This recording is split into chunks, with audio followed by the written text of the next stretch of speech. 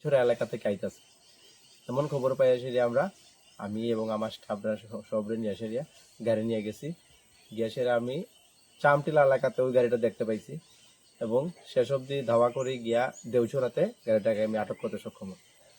তো গাড়িতে কিরকম মাল ছিল পুরাইকার? গাড়িতে আনুমানিক 2-2.5 কাম হবে। এর বাজার মূল্য কত হবে?